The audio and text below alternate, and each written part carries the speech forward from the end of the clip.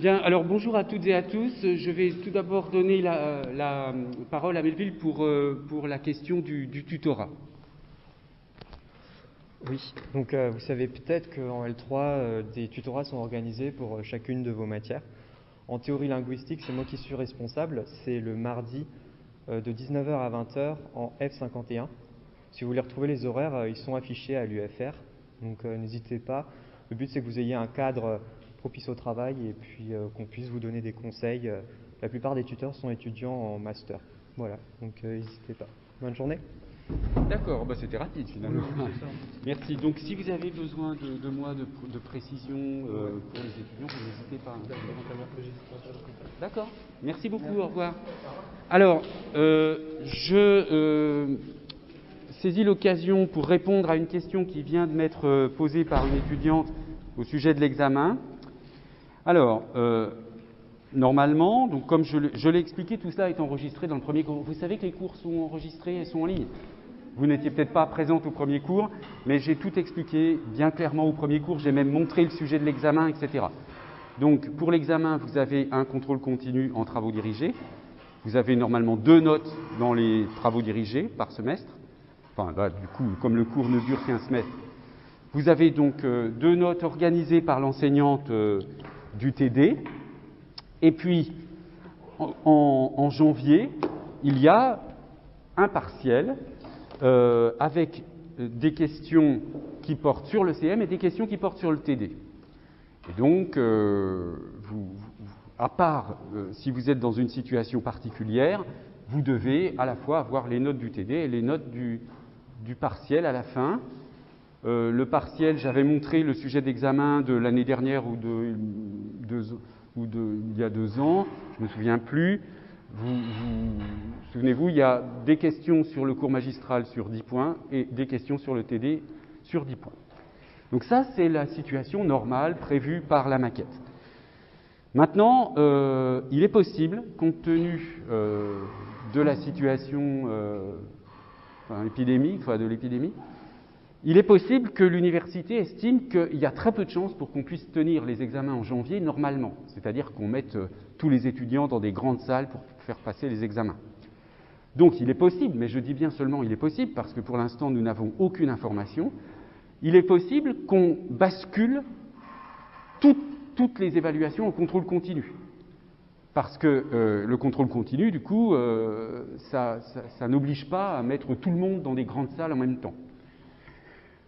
Alors si c'est le cas, on fera ça, on changera et puis on fera un contrôle continu et je vous expliquerai selon quelle modalité. Mais pour l'instant, ça n'est pas du tout d'actualité. Pour l'instant, on en reste à ce qui est prévu par la maquette, donc un partiel en janvier. Et donc vous devriez avoir d'ici 1 mois à peu près, normalement, dans les TD, un premier exercice avec une note. Alors, compte tenu du fait qu'on a maintenant la consigne, mais qui dure pour 15 jours, de venir une semaine sur 2 pour les étudiants, vous avez eu cette information, tout le monde. Alors, je le précise pour ceux qui n'auraient pas eu l'information. Là, lundi, nous étions le 5 octobre, donc c'est une semaine dite impaire, puisque le lundi est un nombre impair, 5 octobre. Ça veut dire que seuls les étudiants et les étudiantes qui ont un numéro d'étudiant qui se termine par un nombre impair ont le droit de venir sur le campus. Et une semaine sur 2, donc puisque ça change une semaine sur 2, les semaines paires, celles et ceux qui ont un numéro d'étudiants qui se termine par un nombre pair viennent en cours, les autres suivent les cours chez eux. Tous les professeurs ont la consigne de donner un équivalent numérique accessible de leur cours, soit sur Moodle, soit par un autre moyen.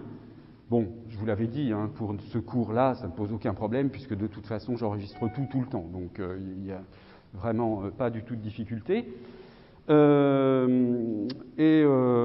donc, compte tenu de cette situation, l'enseignante de TD, il y a 2 solutions. Soit elle prend les 2 groupes une semaine sur 2 et elle ne va pas donner 2 fois le même examen, puisque ce serait trop facile pour le 2e groupe, évidemment, mais elle donne 2 examens du même style, mais avec des phrases analysées différentes, avec des questions un petit peu différentes, ou alors elle vous proposera quelque chose de plus personnel à faire à distance, par Internet. Hein. Je vous l'avais expliqué quand on a eu cette expérience-là l'année dernière, au 2e semestre. Pour tout ce qu'on fait d'habitude comme exercice en temps limité pour les examens, dans les conditions si les conditions l'exigent, eh bien, on fait un autre type d'évaluation, on fait un travail plus personnel, donc qui est un petit peu plus lourd pour vous, un peu plus long, mais qui du coup ne se heurte pas au problème de la fraude, de copier sur un camarade et de faire son travail par quelqu'un d'autre.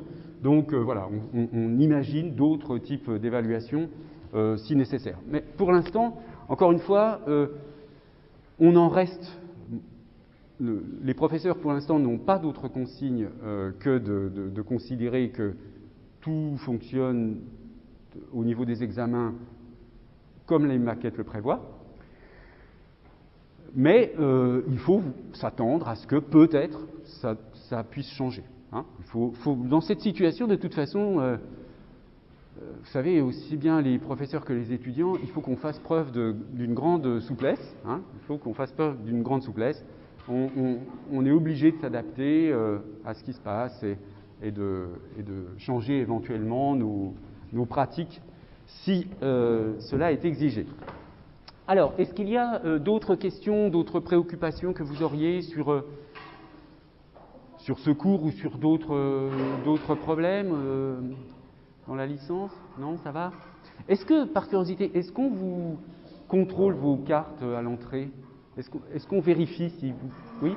Non, mais je veux dire, pas on contrôle vos cartes, oui, on vous demande de montrer vos cartes, ça c'est normal, mais est-ce que les vigiles vérifient si vous avez un numéro pair ou impair? Non, non. Non, ils ne vérifient pas. D'accord. Si, ils ont vérifié pour vous? Ah oui, oui, oui. Non, mais pas ce bâtiment-là. Oui, oui. Dans ce bâtiment-là, de toute façon, tout le monde entre là pour l'instant. Il n'y a plus personne ne vérifie rien. Mais dans le grand bâtiment Sorbonne, oui, on regarde le numéro. D'accord, d'accord. Bon, voilà. Donc, sachez que c'est comme ça. Du coup, on fait comme on peut. Hein. Mais l'essentiel, de toute façon... on trouve toujours des solutions, les cours sont donnés à distance, les examens sont modifiés pour qu'ils puissent être passés. Donc on a, normalement, enfin je veux dire, on ne perd pas son année, mais il faut suivre, quoi. Je veux dire, il faut être, se tenir informé de ce qui se passe, savoir quand on vient, ou récupérer les cours, etc. Alors, vous aviez une question ?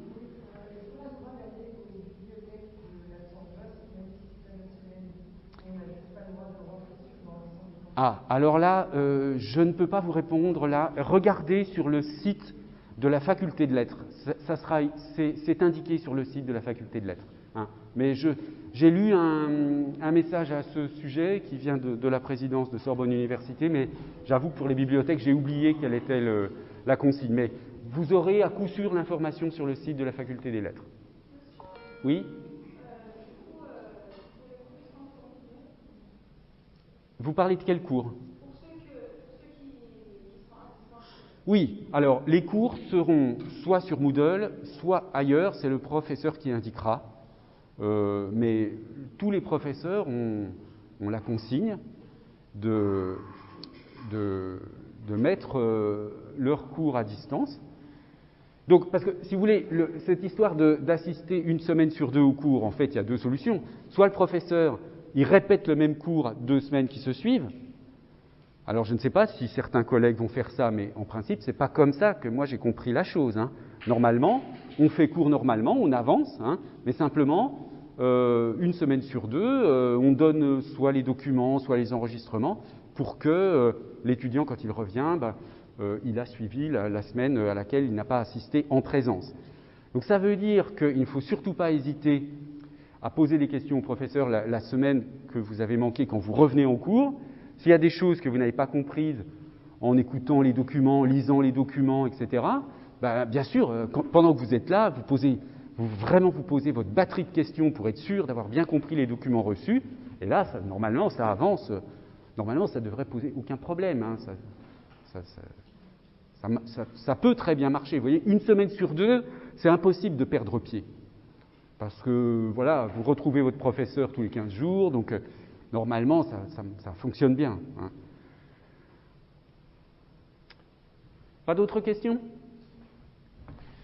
Très bien. Alors, je vais comme d'habitude commencer par récapituler ce que nous avons fait la semaine dernière. Donc, dans cette seconde partie qui suivait l'introduction, les plans d'analyse du sens, nous avons donc examiné les 4 situations de la signification des unités lexicales, des unités grammaticales, des phrases, des textes. Donc, je reviens très rapidement, enfin, les textes, on a simplement commencé. Hein. Je reviens rapidement sur la question de la signification des phrases et les conclusions auxquelles nous étions parvenus la semaine dernière.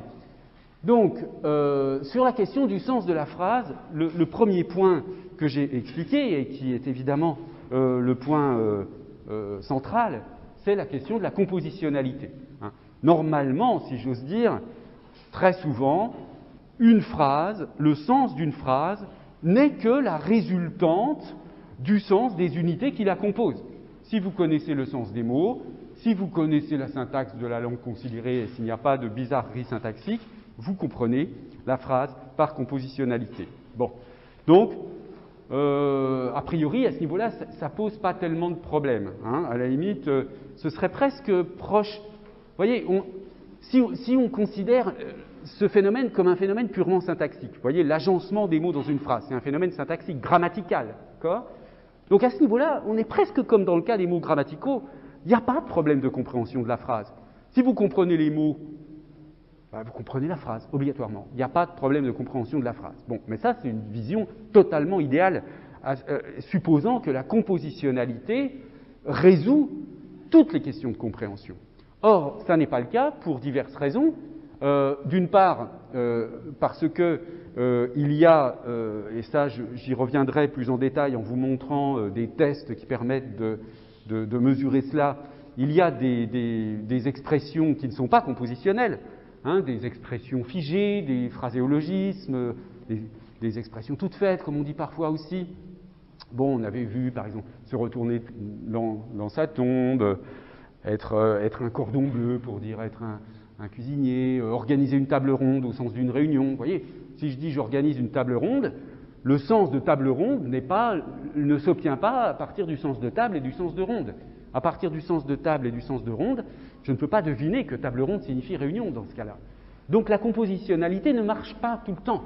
C'est indispensable, hein, évidemment, parce que même s'il n'y a pas de compositionnalité dans table ronde, il y a une compositionnalité dans la phrase « j'ai organisé une table ronde » entre table ronde tout en bloc et puis j'ai organisé. Bon, d'accord ? Donc la compositionnalité, de toute façon, on en a absolument besoin, mais elle n'est pas suffisante. Et alors, au-delà de ce problème d'unité non compositionnelle, hein, qu'on appellera des unités polylexicales plus tard, eh bien, il y a le problème de la compréhension qui est bloquée pour d'autres raisons. Donc on a vu que la compréhension pouvait être bloquée volontairement. Alors ça, c'est des cas, je les ai donnés, mais ce sont des cas, je les donne pour l'amour de l'art, si vous voulez, avec des cas très marginaux. Vous vous souvenez, le Kohansen, des plaisanteries, des jeux surréalistes. Bon, voilà. Donc on a des cas où la compréhension est bloquée volontairement. Et là, en effet, à partir du moment où on définit le sens par la compréhension, on peut se dire, si des phrases sont produites pour ne pas être comprises, est-ce qu'il y a encore du sens ? Alors, la réponse est oui, puisque ça n'est pas tellement que les phrases, sauf cas très très particuliers du type le Kohansen, sont faites pour ne pas être comprises, c'est surtout qu'elles sont faites pour être comprises à un autre niveau. Par exemple, dans les jeux surréalistes, c'est bien cela qui se passe. Hein. On échappe à une compréhension ordinaire, puisque les phrases dans les jeux surréalistes sont fabriquées, dans le cadavre exquis, d'une manière aléatoire. Hein. Mais l'idée, ça n'est pas que ça n'ait pas de sens. L'idée, c'est qu'on sorte du sens ordinaire et qu'on passe à un niveau poétique du sens, si vous voulez. Alors ensuite, on a vu que le sens d'une phrase est souvent lié au sens des phrases qui précèdent ou qui suivent. Donc là, on entre un peu dans la problématique du texte. Hein. C'est pour ça que je parle de facteurs co-textuels. On pourrait dire à ce niveau-là, je ne fais pas tellement de différence entre cotextuel et contextuel, bien qu'on puisse faire une différence sur un certain plan entre ces deux mots.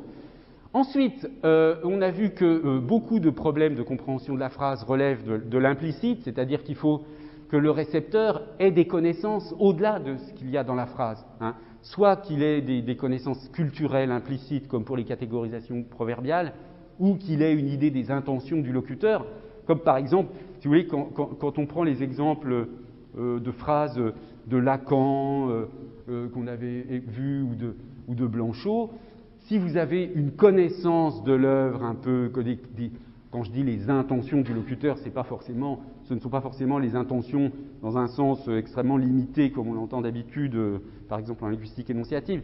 Je parle éventuellement de l'intention globale, de la connaissance de l'œuvre. Si vous connaissez un peu les enjeux des textes de Lacan ou de Blanchot, quand vous tombez sur une phrase que vous n'avez jamais lue, vous avez beaucoup plus de chances de comprendre cette phrase parce que vous connaissez tout l'implicite, tout le contexte, que si vous n'avez jamais ouvert une page d'un livre de Blanchot ou de Lacan. Bon. Donc la question de l'implicite est extrêmement importante. Donc comprendre une phrase, c'est non seulement comprendre son sens littéral et éventuellement métaphorique, mais c'est aussi comprendre les intentions de celui qui l'énonce, hein, de celui ou de celle qui l'énonce. Bon, et puis enfin, on avait vu que dans certains cas, on ne peut pas résoudre facilement les problèmes de compréhension, hein. Ils mettent en jeu une dimension interprétative qu'on peut appeler aussi herméneutique. Et la conclusion que j'avais donnée finalement, c'est que on voit bien que le problème de la compréhension des phrases met en jeu des questions qui sont d'un ordre totalement différent des problèmes qui concernaient les mots grammaticaux ou les mots lexicaux. Bon, je passe sur cette deuxième diapositive que j'ai déjà commentée la semaine dernière, hein. On peut aussi reparcourir les exemples que j'ai donnés en fonction de est-ce qu'il y a une intention, est-ce qu'il n'y a pas d'intention, est-ce qu'il y a un auteur, est-ce qu'il n'y a pas d'auteur, etc. Mais je passe sur ce point. Alors on avait commencé aussi les textes. J'avais examiné ce premier cas de texte technique qui finalement nous renvoie aux problèmes de vocabulaire et de compositionnalité, donc ça c'est pas très compliqué. Le deuxième exemple, c'était ces deux textes donc, de Blanchot et de Merleau-Ponty qui là posaient un problème herméneutique, hein. On avait des difficultés à comprendre, mais pour des raisons qu'on va approfondir un petit peu aujourd'hui. Là, ce sont des auteurs qui veulent nous faire comprendre quelque chose de neuf, quelque chose qu'on n'a jamais compris. Ils veulent réussir à importer dans notre esprit quelque chose qui n'y est pas. Hein. Donc on va voir ça tout à l'heure à partir de Merleau-Ponty. Bon, j'avais repris l'exemple de Baudelaire pour vous dire que dans cette dimension de l'interprétation du texte, bon, d'accord, on peut lire ce texte de Baudelaire, on peut l'interpréter d'une certaine façon en percevant notamment le lien entre le titre du poème et le contenu sémantique d'un certain nombre de ces strophes. Mais je vous avais donné justement, parce que c'était un peu surprenant, cet extrait d'un critique, Alain Vaillant, qui perçoit, dans ce poème, des choses au fond un peu surprenantes. Bon, donc ça veut dire que l'interprétation, comme le disait aussi Umberto Eco, elle est sans limite parfois. Alors c'est un peu exagéré de dire qu'elle est sans limite, mais c'est vrai quand même un peu, elle n'est pas limitée a priori. Mais cette question de savoir si l'interprétation est limitée ou non a priori, elle ne vaut pas pour tous les types de textes, hein. C'est évident que cette question, elle se pose pour un texte comme Baudelaire ou comme Mallarmé, ici, avec cet exemple du Pitre Châtier, mais elle ne se pose pas pour d'autres textes. Je veux dire, vous lisez un bulletin météorologique, il n'y a pas une interprétation infinie de l'information donnée par le bulletin météorologique, ou par, je sais pas moi, une notice, un mode d'emploi d'un appareil électronique où vous allez avoir une explication. Là, il n'y a pas d'herméneutique à faire, il n'y a pas d'interprétation. Donc on voit bien que la problématique de l'interprétation, elle sépare les textes en plusieurs catégories. Il y a des textes qui se prêtent à des interprétations complexes, a une histoire des interprétations. On n'interprète pas les textes de la même façon à différentes époques. Hein? Eh bien, toute cette historicité de l'interprétation pour les textes, elle ne vaut pas pour n'importe quel texte. D'accord? Hein, c'est évident. Et on appelle ça texte dans tous les cas, mais ce sont quand même des objets linguistiques totalement différents. Alors prenons cet exemple que j'aime bien de Mallarmé, parce que là, on est vraiment, pour ceux d'entre vous qui sont, enfin, celles et ceux d'entre vous qui ne sont pas familiers de la poésie de Mallarmé, c'est souvent assez déstabilisant ce type de texte. Alors on peut le lire ensemble si vous voulez, le Pitre Châtier. Yeux, lac, avec ma simple ivresse de renaître, autre que l'histrion qui du geste évoquait comme plume la suie ignoble des quinquets, j'ai troué dans le mur de toile une fenêtre. De ma jambe et des bras, limpide nageur traître, à bond multiplié, reniant le mauvais Hamlet, c'est comme si dans l'onde j'innovais 1000 sépulcres pour rivière je disparaître. Hilar hors de cymbales à des points irrités, tout à coup, le soleil frappe la nudité qui pure s'exhala de ma fraîcheur de nacre, rance nuit de la peau quand sur moi vous passiez, ne sachant pas, ingrat, que c'était tout mon sacre, ce phare noyé dans l'eau perfide des glaciers. Bon, alors, voyez déjà par rapport à Baudelaire, c'est un peu plus compliqué, non, du point de vue de l'interprétation. Est-ce que d'abord parmi vous, certains connaissaient déjà, ou certaines d'entre vous connaissaient déjà ce poème? Non? Qu'est-ce que vous comprenez là, dans ce texte? Qu'est-ce que ça raconte? Qu'est-ce que vous pouvez en faire de ce texte-là? C'est ça aussi comprendre un texte, hein, c'est être capable d'en faire quelque chose avec ce texte.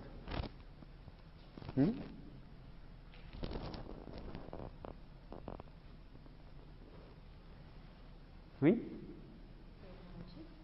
C'est narratif, ça raconte par un oui.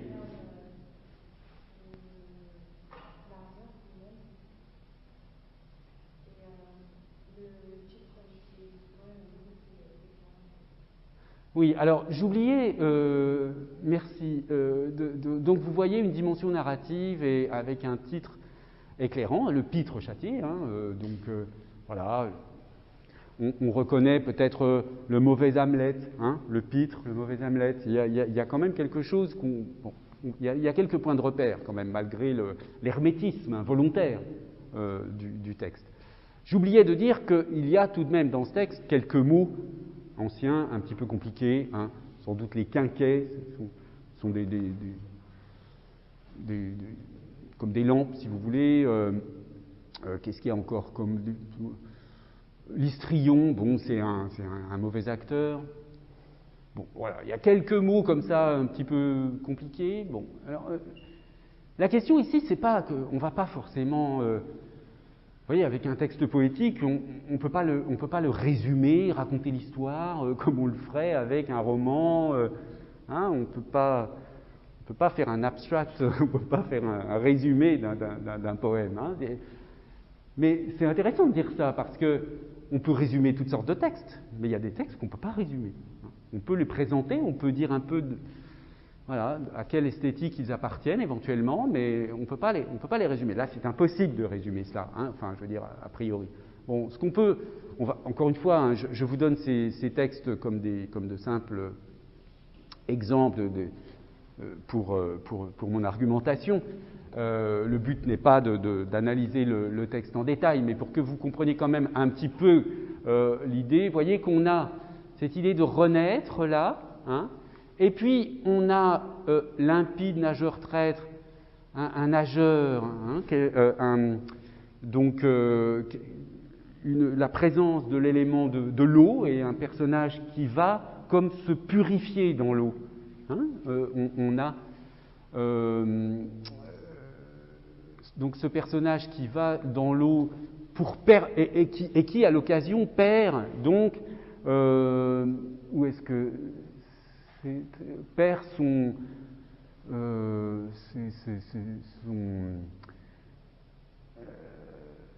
voilà ce phare noyé dans l'eau perfide des glaciers, il perd quelque chose comme une apparence, hein, le phare, le maquillage.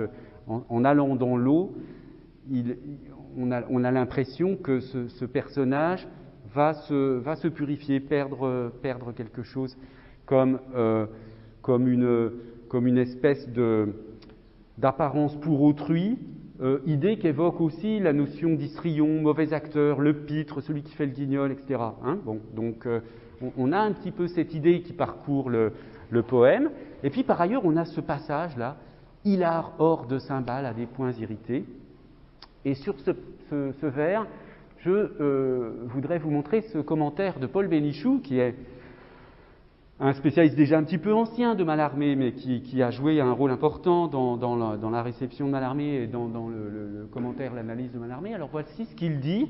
Ouais, on est dans... Qu'est-ce qu'on comprend dans « Hilar hors de cymbales à des points irrités ». Le vers 9, métaphore de l'action du soleil. Hein, alors, bien sûr, hilar hors de cymbales à des points irrités, tout à coup, le soleil frappe la nudité. Donc on comprend que tout ça, là, ce vers 9, c'est une sorte de métaphore pour désigner le soleil. D'accord ? Donc, au vers 9, métaphore de l'action du soleil, le vers 9, métaphore de l'action du soleil, ne peut être compris alors que le soleil n'a pas encore été évoqué. C'est-à-dire, dans l'ordre de la lecture, quand vous lisez « hilar hors de cymbales à des points irrités », vous ne comprenez pas, il faut attendre de comprendre, vous tombez sur le soleil qui est après, comprendre que c'est une sorte d'apposition à soleil. Et donc là, il y a volontairement, si vous voulez, de la part de l'auteur, une façon de rendre la compréhension compliquée. Grammaticalement, ce vers, par le mot « hors », est en effet une apposition anticipée au soleil du vers 10. L'apposition anticipée, tournure extrêmement fréquente en poésie, ne fait généralement pas difficulté quand le mot en apposition et celui dont il dépend sont mis rapidement en relation de sens. Ce n'est pas le cas ici.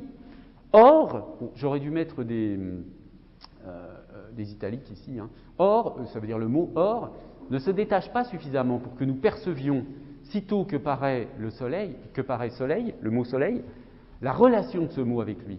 Et l'obscurité qui règne dans le reste du même vers 9 nous embarrasse trop pour que nous puissions saisir d'emblée cette relation. Que le soleil puisse être un or, hein, la couleur dorée, le jaune du soleil, bon, cela va de soi. Mais cet or soleil a ici 5 qualifications métaphoriques rares.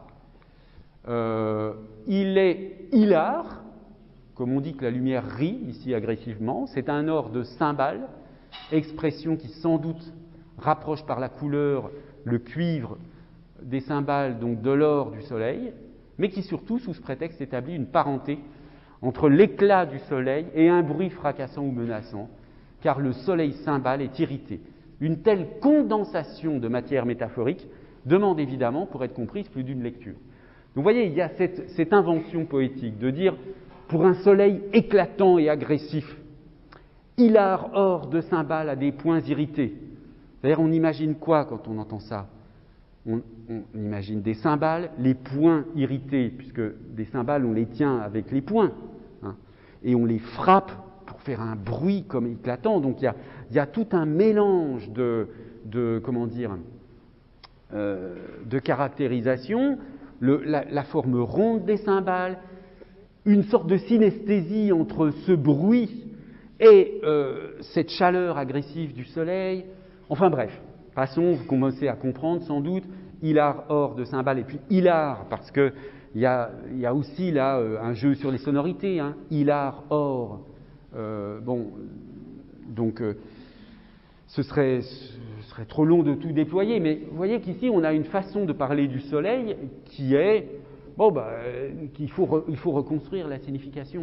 On est dans quelque chose qui demande une forme de lecture qui va bien au-delà, bien sûr, hein, de ce que permet la pure et simple compositionnalité. Alors, le texte l'exemple d'interprétation que je viens de vous donner provient de ce livre de Paul Bénichou, selon Mallarmé. Si vous souhaitez découvrir un peu Mallarmé, je vous conseille ce livre parce qu'il est très clair. C'est pas un livre trop compliqué sur Mallarmé. Et puis alors il y a un autre livre là que je vous signale en passant, qui est plus parce que c'est amusant, mais bon, là, on est quand même dans quelque chose d'un peu comique, quoi. Un livre d'un certain Michel Gauthier intitulé « Mallarmé en clair » ou « L'obscurité poétique vaincue mot par mot ». Alors, vous voyez, là, c'est quand même extrêmement surprenant. Et on va avoir, effectivement, dans ce livre, une tentative de raconter les poèmes de Mallarmé, de dire ce qui se passe, etc., de trouver des sortes de paraphrases. Et, bon, évidemment que dans cette analyse, elle n'est pas complètement absurde, hein, parce qu'on récupère quand même un peu d'informations, mais on perd évidemment beaucoup dans cette réduction de ce qui est nommé ici obscurité poétique, et qui, au fond, est la poésie elle-même, si vous voulez. Si vous enlevez l'obscurité de la poésie, vous enlevez la poésie avec, hein, d'une certaine façon. Bon, bref. Alors, je terminerai sur ce point en citant ce passage qui est cette citation donc, qui est due à Christian Doumet dans un livre au fond dont le titre nous intéresse. Faut-il comprendre la poésie? Parce qu'au fond, la question se pose. Est-ce que le but d'un poème, c'est vraiment de le comprendre? Alors tout dépend évidemment de ce qu'on appelle comprendre, hein. Tout dépend de ce qu'on entend, ce qu'on envisage dans la notion de compréhension. Alors lisons ensemble cette citation. Les lectures critiques de la poésie, de quelque tradition qu'elle se réclame, se fixent comme objet d'élucider le poème. Alors, vous voyez, ça c'est typiquement une métaphore conceptuelle, élucider, hein, c'est-à-dire mettre en lumière. Hein. L'idée de l'obscurité poétique vaincue mot par mot, élucider, il y a le mot lumière, hein, il y a lux latin dans élucider. Bon, donc on essaie d'élucider le poème, de mettre de la lumière là où il y a d'abord de l'obscurité. En quoi elle ne procède pas autrement qu'avec la prose. Dans tous les cas, le texte est appréhendé comme une réserve de sens qu'il importe de libérer, de mettre en lumière, élucider et en ordre. Il y a pourtant loin, donc ça c'est pour l'auteur, pour Doumet, une certaine conception de la compréhension et de ce que c'est que lire un texte, poétique ou de prose, ou en prose.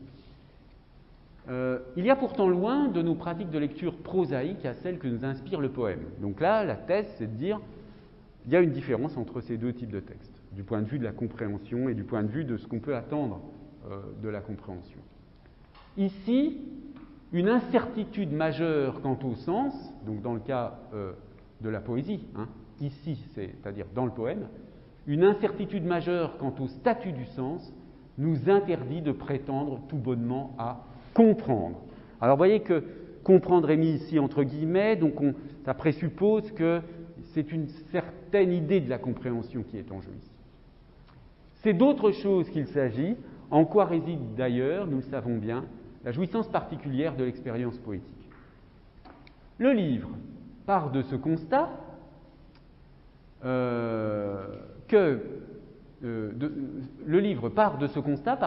pour prendre pleinement en compte la déroute initiale des mécanismes de compréhension face au poème. Donc vous voyez, le présupposé ici, c'est que de toute façon, un poème, alors ça n'est pas vrai forcément au même degré de tous les textes poétiques, mais généralement, un poème met en jeu des processus de compréhension d'un ordre différent. Il nous pose des problèmes de compréhension, et c'est normal, hein. C'est pas qu'il a un défaut, le texte poétique, c'est qu'il cherche à effectuer une sorte d'acte de langage, disons, pour le dire comme ça, différent, disons particulier, pour tenter de penser. Alors c'est ça qui est intéressant, qui m'intéresse surtout ici, pour tenter de penser la part de langue irréductible au sens. La part de langue irréductible au sens. C'est-à-dire que là, on comprend que pour le critique littéraire, il y a dans le poème de la compréhension. Je comprends, grosso modo, par exemple, pour prendre le Pitre Châtier, j'ai un personnage, il il dépasse quelque chose, hein, j'ai troué dans le mur de toile une fenêtre, c'est-à-dire il fait quelque chose comme une sorte de transgression, hein. Il y a quand même l'idée dans ce poème d'une transgression. Bon, ça on peut le comprendre, il y a une transgression, il y a une purification, il y a le soleil qui frappe tout à coup, il y a quelque chose comme un regret, un gras à la fin du texte. Bon. Donc tout ça, on peut comprendre. Mais il y a toutes sortes de dimensions du poème. Il a hors de cymbales à des points irrités. Bon, d'accord, je comprends que c'est le soleil, mais il y a bien autre chose à... Si la chose est dite comme ça, il a hors de cymbales à des points irrités, le fait que le poète l'écrive de cette façon-là, parle du soleil de cette façon-là, si j'ose dire, est-ce que ça fait partie de ce qu'on entend par compréhension?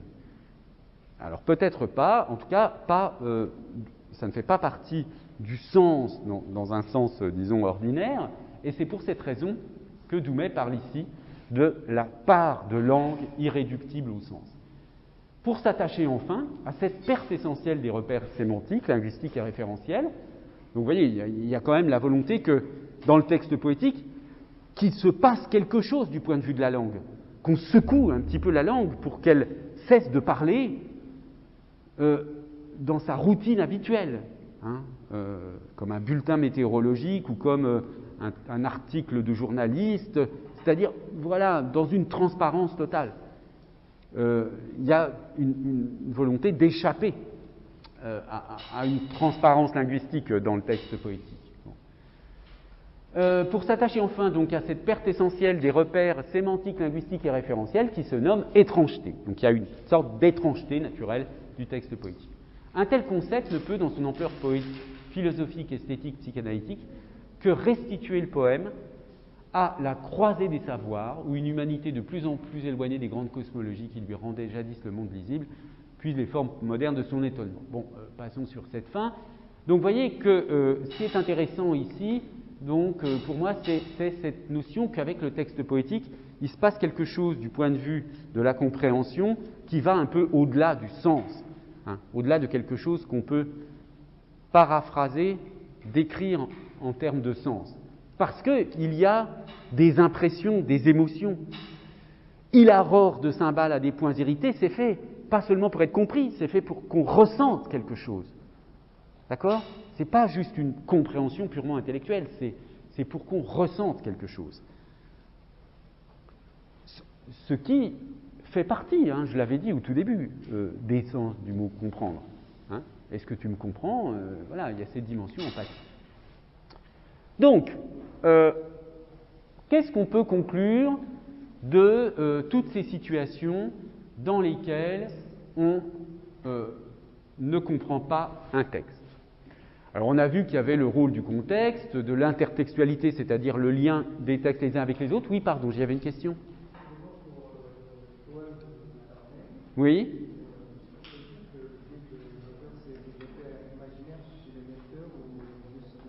Oui. Qui est visé à une audience spécifique. Quand on lit le texte, on ne comprend pas tout. Oui. Donc, est-ce que c'est pour développer un imaginaire Oui, tout à fait, bien sûr, oui, oui. Il y a, en effet, on peut le dire dans l'autre sens, si on comprenait tout de suite, est-ce qu'on développerait ce que vous nommez un imaginaire? Ah non, on retrouverait notre réalité habituelle si on comprenait tout, hein, d'une certaine façon. Oui. Alors, si, ça pose des problèmes, mais c'est justement ça qui est intéressant. C'est-à-dire que vous allez avoir, vous, votre interprétation, vous, peut-être un certain imaginaire, peut-être un autre lecteur en aura un autre. Mais ces imaginaires construits grâce au poème auront très probablement des points communs. Ce ne sera pas n'importe quoi. Hein. Ces imaginaires, ils seront quand même conditionnés par le texte lui-même. D'accord ? Mais vous avez raison, cette notion d'imagination, d'imaginaire, elle joue un rôle très important pour le texte poétique. Et précisément, on comprend bien qu'avec un texte transparent, il n'y a pas forcément de déploiement de dimension imaginaire. Donc, il faut prendre également en considération la catégorie textuelle, hein. On l'a vu, puisque le texte poétique ne fonctionne pas de la même façon qu'un texte philosophique ou qu'un texte littéraire. Donc ça, c'est un sujet qui est un sujet très bien étudié depuis longtemps, hein, par la linguistique, qu'on appelle parfois linguistique textuelle. Il y a plusieurs types de textes, hein. Vous connaissez sans doute les travaux de Jean-Michel Adam notamment, hein, ou Magno aussi, en analyse de discours, a travaillé là-dessus, mais c'est surtout, en France, c'est surtout Adam qui est connu pour avoir, Jean-Michel Adam, qui est connu pour avoir beaucoup travaillé cette question du texte. Et donc, la question du genre est extrêmement importante pour comprendre le texte. Évidemment, on n'a pas les mêmes attentes, si vous voulez, qu'il y ait des métaphores un peu bizarres dans un texte poétique. Ça ne vous surprend pas, puisque vous connaissez le genre du texte. Vous savez que dans un texte poétique, vous attendez à ça. Par contre, si on commence, je ne sais pas moi, dans une situation qui n'est pas du tout le texte poétique, à écrire comme dans un texte poétique, là, vous allez trouver cela extrêmement bizarre, hein. Donc, le genre textuel joue un rôle important. La structuration interne du texte, bien sûr, joue aussi. Et puis, il y a ce problème dont on vient de parler il y a un instant, de la pluralité des interprétations. Et enfin, la question de ce que Doumet appelle la part de langue irréductible au sens, c'est-à-dire cette idée que donc il y a une dimension émotionnelle, une dimension d'effet produit sur le lecteur que provoquent certains textes. Donc, ce que l'on peut dire également, à titre de synthèse, c'est que, certes, il y a un lien entre la compréhension et le sens ou la signification, hein, mais ça n'est qu'un aspect de la compréhension. Oui, les textes peuvent servir à transmettre du sens, à faire comprendre quelque chose, hein. Par exemple, je ne sais pas moi, si vous avez un texte qui vous explique comment vous servir d'un appareil électronique, vous lisez ce texte pour comprendre quelque chose, pour comprendre comment fonctionne ce texte. Si vous avez affaire à quelqu'un qui s'est comporté d'une manière étrange et que vous ne comprenez pas, et qu'il vous écrit en justifiant son comportement, en disant « oui, j'ai fait cela pour telle raison », vous lisez ce texte et vous comprenez les raisons de l'individu qui s'est comporté d'une manière que vous ne compreniez pas. Bon, dans tous ces cas, on transmet un sens, on argumente, hein, éventuellement. Mais dans d'autres cas, comme dans le cas du texte poétique, on ne cherche pas à expliquer quelque chose, à décrire quelque chose. On se contente on cherche autre chose, on cherche à troubler, à émouvoir, à faire percevoir le monde ou les choses d'une certaine façon. Donc, on peut distinguer là deux sens, disons, assez distincts de cette notion de compréhension. Il y a le sens du décodage, de comprendre quelque chose qui est qui est dans une forme de transparence, hein, de la signification. On comprend le sens pleinement. Et de l'autre côté, il y a, faut-il comprendre la poésie, pour reprendre le titre de Doumet, une autre compréhension qui est de l'ordre de l'empathie. Alors, seulement, cette distinction laisse de côté un autre problème qu'on a aperçu quand même à plusieurs reprises, c'est qu'au-delà de la compréhension complètement transparente d'un côté, et puis du texte poétique éventuellement qui peut avoir de multiples interprétations de l'autre, au-delà de ça, il y a des cas où on a des textes qui ne sont pas des textes poétiques, par exemple des textes philosophiques, voire des textes littéraires, peu importe, des essais, et qu'on ne comprend pas, mais sans qu'il y ait de difficultés, disons, d'enjeux poétiques, qu'on ne comprend pas tout simplement parce que la chose qui est expliquée est une chose nouvelle, un concept nouveau. Rappelez-vous, la semaine dernière, on parlait de ce texte de Merleau-Ponty dans lequel il explique le concept de chair, qui, dit-il, n'a de nom dans aucune philosophie. Comment on fait pour expliquer un concept complètement nouveau ? Ou alors, l'autre texte était ce texte de Blanchot sur ce que c'est que l'écriture fragmentaire, comment je fais comprendre ma perception de ce qu'est l'écriture fragmentaire et le fragment, qui ne correspond à aucune conception déjà existante.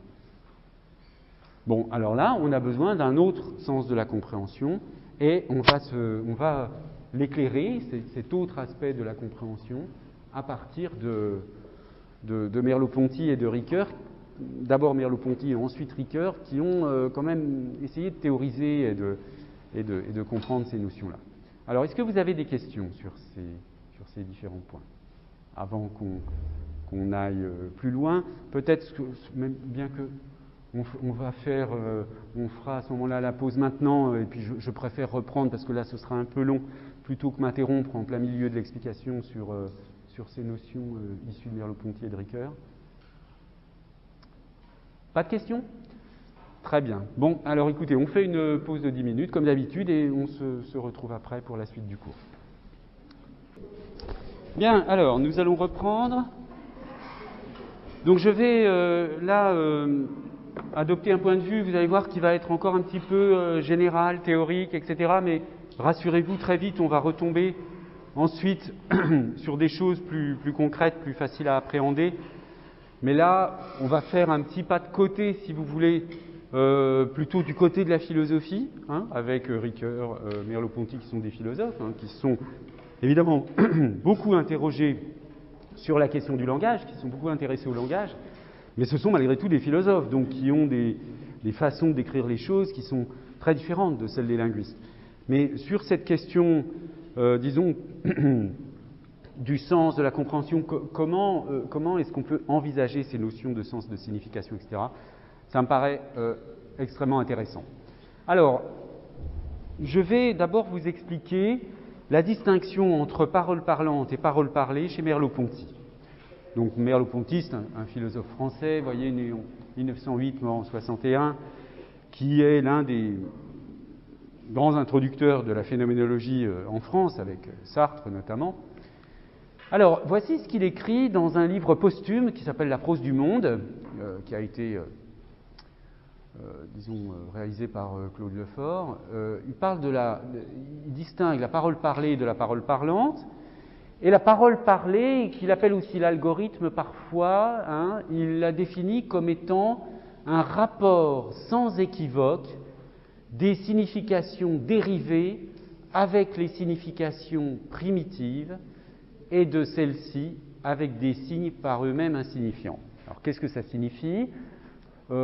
Des signes par eux-mêmes insignifiants, vous devez le comprendre au sens de l'arbitraire du signe. Les signes eux-mêmes, c'est-à-dire les signifiants ne signifient rien du point de vue de quelqu'un qui adopte la thèse de l'arbitraire du signe. Bon. Donc c'est comme ça qu'il faut comprendre des signes par eux-mêmes insignifiants. Ils sont insignifiants parce que leur signifiant est sans rapport avec leur sens. D'accord? Donc ils sont insignifiants, encore une fois, au sens où ils ne signifient que par convention.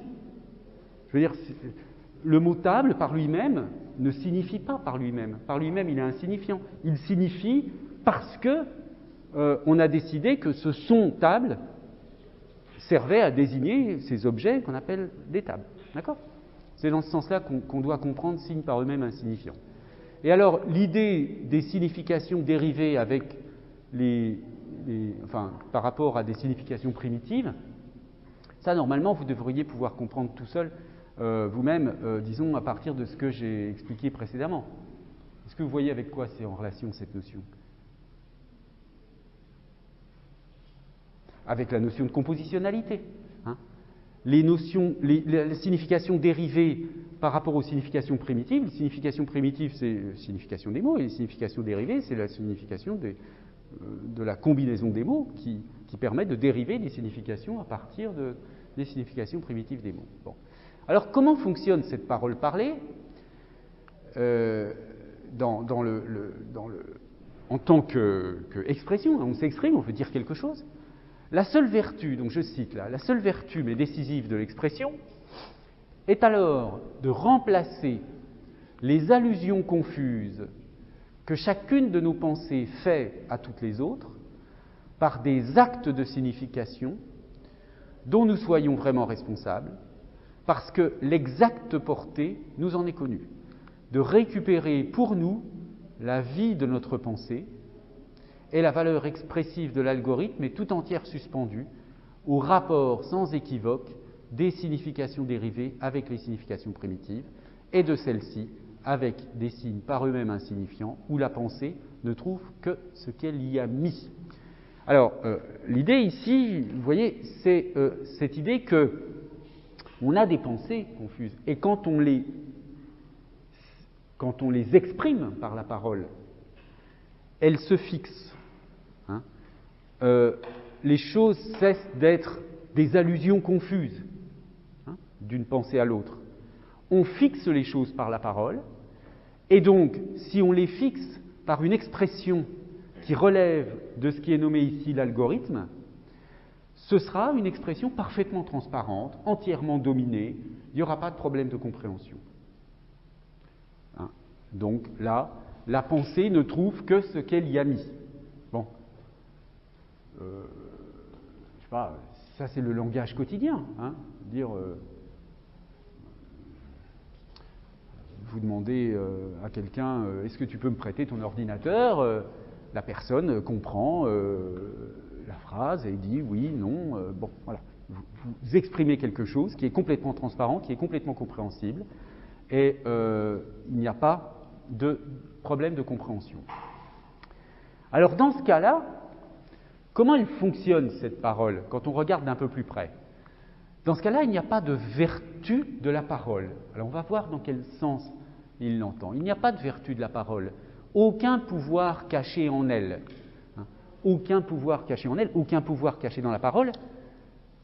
Par opposition, pensez au texte poétique, par exemple, où là, il y a du pouvoir dans la parole. Du pouvoir émotionnel, éventuellement, mais bon. Elle est pur signe pour une pure signification. C'est-à-dire, c'est un pur et simple codage. C'est-à-dire, si vous dites à quelqu'un, est-ce que tu peux me prêter ton ordinateur ? Vous pouvez le dire, à la limite, avec un codage gestuel, avec tout ce que vous voulez, c'est un pur codage. Une information qui est transmise à quelqu'un. D'accord ? Et codée d'une certaine façon. Donc, elle est pur signe pour une pure signification. Celui qui parle chiffre sa pensée. Chiffre au sens de code. Celui qui parle code sa pensée. Donc, vous avez une pensée, vous la codez en mots, en quelque sorte. Donc, quand vous la codez, vous faites quoi ? Il la remplace par un arrangement sonore et visible. Je vais lire le texte jusqu'à la fin, et puis je reprendrai après le commentaire, ce sera plus facile à comprendre, plutôt que de... Il la remplace donc par un arrangement sonore ou visible qui n'est rien que son dans l'air ou patte de mouche sur un papier. La pensée se sait et se suffit, elle se notifie au dehors par un message qui ne la porte pas et qui la désigne seulement sans équivoque à une autre pensée qui est capable de lire le message parce qu'elle attache par l'effet de l'usage des conventions humaines ou d'une institution divine la même signification au même signe. En tout cas, nous ne trouvons jamais dans les paroles des autres que ce que nous y mettons nous-mêmes. La communication est une apparence, elle ne nous apprend rien de vraiment neuf. Alors, qu'est-ce que ça signifie exactement ? Je reviens. Donc on était à l'idée de codage. Celui qui parle chiffre, code sa pensée. Il la remplace par un arrangement sonore ou visible. C'est-à-dire, on code sa pensée avec des mots, et donc on prononce des mots, donc un arrangement sonore, c'est-à-dire les mots qu'on prononce, ou visible, c'est-à-dire des mots qu'on écrit. D'accord ? On code la pensée et on la met en mots, soit à l'oral, soit à l'écrit. Arrangement sonore ou visible qui n'est rien que son dans l'air ou patte de mouche sur un papier. Pourquoi il dit cela ? Parce que ce sont des sons qui par eux-mêmes ne signifient rien. Les sons de table, chaise, ordinateur, par eux-mêmes ne signifient rien. Les dessins que représentent les lettres qu'on écrit ne signifient rien par eux-mêmes. Alors sauf, par exemple, pour un graphologue qui va... Bon, bref, on y reviendra après. Donc, qui n'est rien que son dans l'air ou patte de mouche sur un papier. La pensée se sait et se suffit, c'est-à-dire elle se domine entièrement, puisqu'il y a une signification complètement transparente, il y a une compréhension sans problème. La pensée se sait, se suffit, elle est maîtrisée par la personne qui s'exprime. Hein. On sait très bien ce qu'on veut exprimer. Et simplement, le fait de parler, de s'exprimer, c'est juste, c'est exprimer presque dans un sens littéral. C'est-à-dire qu'on fait sortir de soi une information. Donc, elle se notifie au dehors par un message, donc ce qu'on dit, qui ne la porte pas, alors ça c'est un peu plus délicat à comprendre, un message qui ne la porte pas, c'est-à-dire que la pensée elle-même, elle est juste codée, elle n'existe pas en tant que pensée. Bon, mais passons sur ce point peut-être un petit peu plus délicat dans le commentaire. Et qui la désigne seulement, sans équivoque, à une autre pensée qui est capable de lire le message parce qu'elle attache, par l'effet de l'usage des conventions humaines ou d'une institution divine, la même signification au même signe. Alors là, c'est un point extrêmement important et intéressant.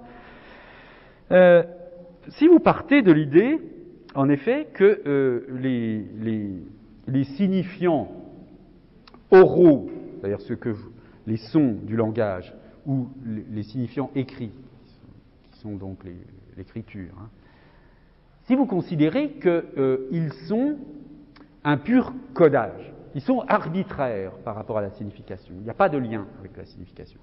Ça veut dire que pour les connaître, pour savoir ce qu'un mot signifie, il faut à un moment donné l'avoir appris. Vous ne pouvez pas deviner, hein, c'est ce que je disais tout à l'heure déjà, vous ne pouvez pas deviner le sens du mot chaise juste en entendant chaise. Il faut qu'on vous ait appris que le mot chaise signifie cela. D'accord ?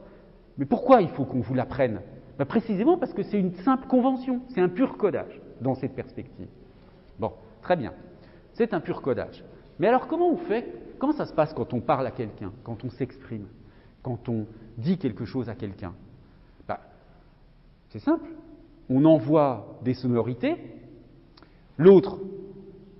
Alors, non, d'abord, ça commence par la pensée. On a une certaine idée, on a de la signification à transmettre. Cette signification, le signifié, si vous voulez, on sait quel signifiant lui attacher. On sait quel mot associer à cette idée. Bon. Ensuite, on l'exprime. Donc, on prononce, mettons à l'oral, on prononce des mots. On produit des sons. L'autre, qui nous écoute, entend ces sons. Mais comment peut-il les comprendre ? Il ne peut les comprendre que s'il les connaît déjà. D'accord ? Par des conventions. Oui, c'est ça, par des conventions, parce qu'il connaît les conventions.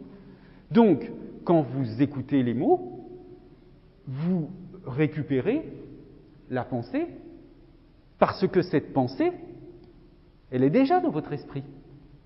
Si elle n'était pas déjà dans votre esprit, cette pensée, vous ne pourriez pas la comprendre. Vous ne pourriez pas comprendre les mots. Oui ?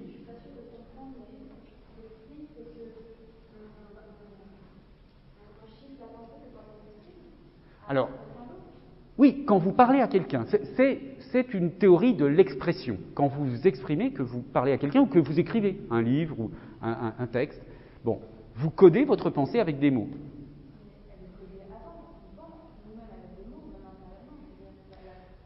Oui, bien sûr. Mais ce codage, évidemment, ce n'est pas vous qui le décidez, hein, on est d'accord là-dessus. Ce codage, c'est le codage de votre langue. Hein, donc les mots, ils sont déjà codés. Simplement, d'une personne à l'autre, on ne va pas coder de la même façon parce qu'on n'aura pas la même langue. C'est ça, hein, si ça répond à votre interrogation. L'importance dans la notion de code ici, c'est simplement de dire qu'il n'y a pas de rapport entre le son et la signification. Et que par conséquent, s'il n'y a pas de rapport entre le son et la signification, et s'il faut avoir appris ce code, cette convention, ça veut dire que on ne peut en fait comprendre que des choses qu'on sait déjà. C'est ça le point essentiel. Il y avait une question tout à l'heure ? J'ai vu quelqu'un lever la main. Oui, c'était vous ? Parole parlée. Oui, on est toujours dans la parole parlée. Donc, vous comprenez bien que c'est pour cette raison qu'ensuite, Merleau-Ponty va écrire « Nous ne trouvons jamais dans les paroles des autres que ce que nous y mettons nous-mêmes. La communication est une apparence, elle ne nous apprend rien de neuf. » Bien sûr que la communication ne nous apprend rien de neuf si on comprend immédiatement. Si on comprend immédiatement, c'est que ce que la personne nous dit, on le savait déjà. On le savait déjà, non pas... Alors attention, là, il faut s'entendre. Quand je dis « on le savait déjà », ça signifie on était déjà capable de le comprendre. On n'a pas compris quelque chose de nouveau. On peut avoir récupéré une information nouvelle. Oui, est-ce que tu es arrivé à Paris? Oui, non, je suis arrivé à Paris. Là, c'est une information nouvelle.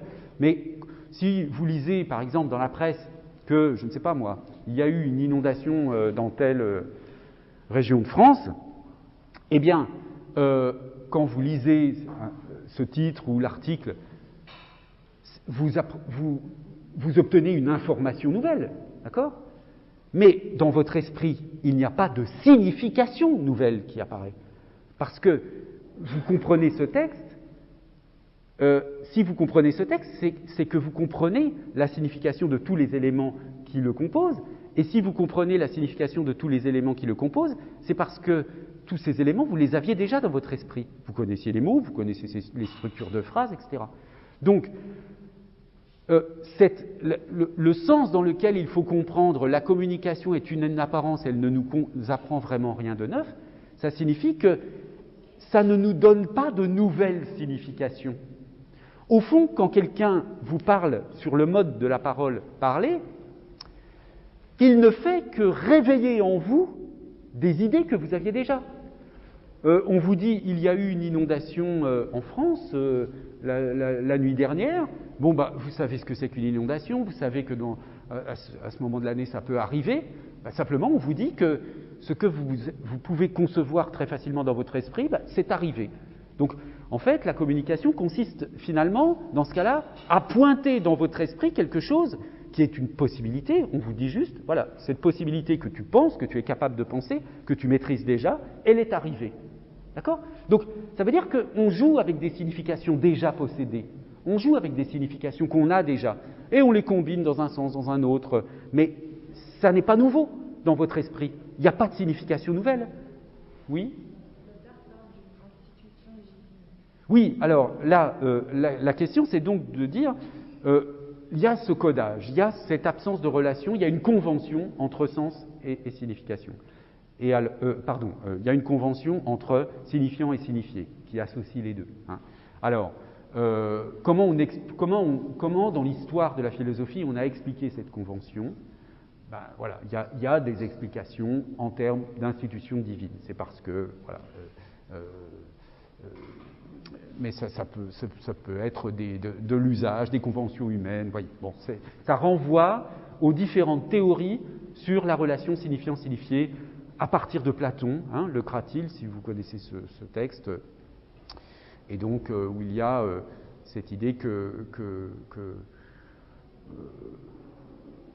ce débat, si vous voulez, est-ce que les mots sont bien faits ou mal faits? Est-ce qu'ils sont faits complètement au hasard? Est-ce que les sons sont associés complètement au hasard, aux significations? Ou alors est-ce qu'un Dieu a bien organisé les choses pour faire en sorte que les sons soient reliés adéquatement aux significations? Donc le point important ici, c'est de se dire, si on est dans une perspective où le signe est un pur codage, on ne peut pas accéder à une signification nouvelle. Hein. On ne peut jamais accéder. On peut avoir de l'information nouvelle, mais vous restez avec vos significations que vous maîtrisez déjà, sans qu'elles soient jamais déplacées, sans qu'elles soient jamais modifiées.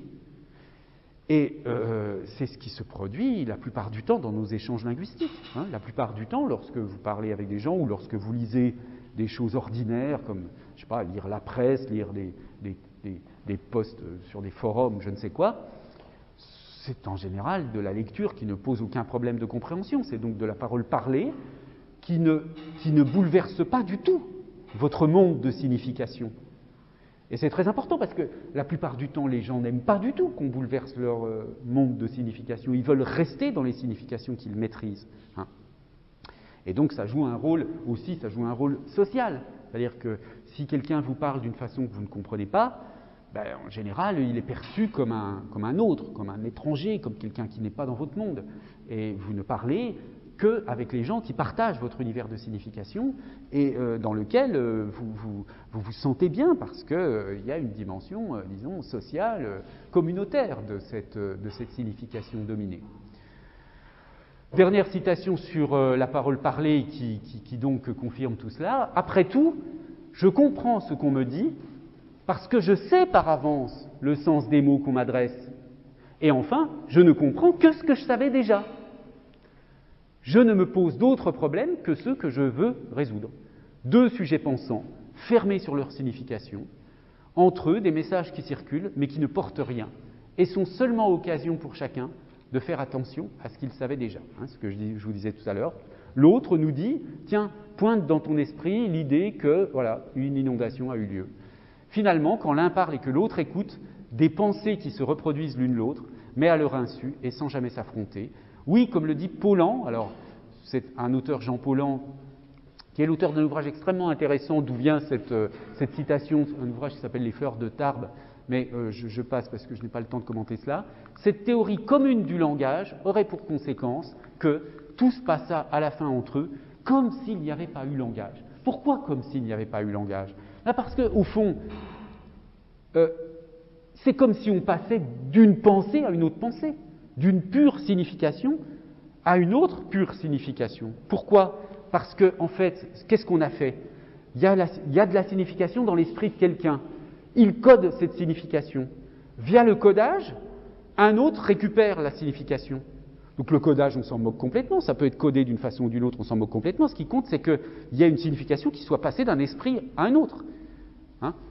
Et en fait, d'une part, ça veut dire que le codage lui-même, la langue qu'on utilise, la façon dont on dit les choses, n'a aucune importance du moment qu'on a récupéré l'information.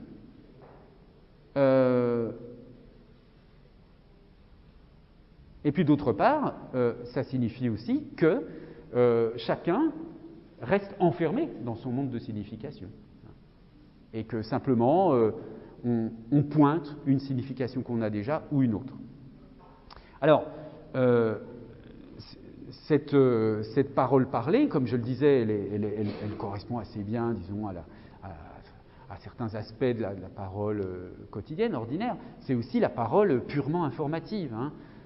C'est-à-dire quand vous voulez, et là on voit bien ce qui se passe, c'est que quand vous voulez simplement transmettre une information pure et simple, à la limite, peu importe la façon dont vous vous y prenez, peu importe peu importe les mots que vous utilisez, du moment que vous avez fait comprendre à la personne, je sais pas moi, à votre voisin du dessous, qu'il cesse de faire du bruit la nuit. Bon, vous pouvez le dire gentiment, méchamment, tout ça, comme vous voulez, mais l'essentiel pour vous, c'est que l'information soit transmise, indépendamment de votre état d'humeur, si vous ne voulez pas spécialement partager votre état d'humeur. C'est dans ce sens-là qu'il faut comprendre, c'est comme s'il n'y avait pas eu langage, peu importe la façon dont on le dit. Et ça, c'est aussi quelque chose qui, dans les sociétés contemporaines, est très courant. On vous dit, peu importe, l'essentiel c'est de se comprendre. Ça aussi, c'est quand même très très anglo-saxon dans les sphères de la communication. C'est le paradigme de la communication. On veut se faire comprendre, peu importe la façon dont les choses soient dites. Le langage n'a aucune importance. Le langage n'a aucune importance. Donc, vous voyez pourquoi c'est intéressant de pointer ce genre de problème. Parce qu'à un moment donné, si le langage n'a aucune importance dans ces situations-là, ça veut dire qu'il y a quelque chose qui ne nous intéresse pas, quelque chose de pas intéressant dans cette utilisation du langage, justement. Puisque, donc, c'est une utilisation... Pardon, attendez, je vais débrancher ça parce que je crois que ça fait du bruit pour rien. C'est une utilisation qui, ne tient pas compte de ce qu'apporte le langage lui-même à la signification. Alors,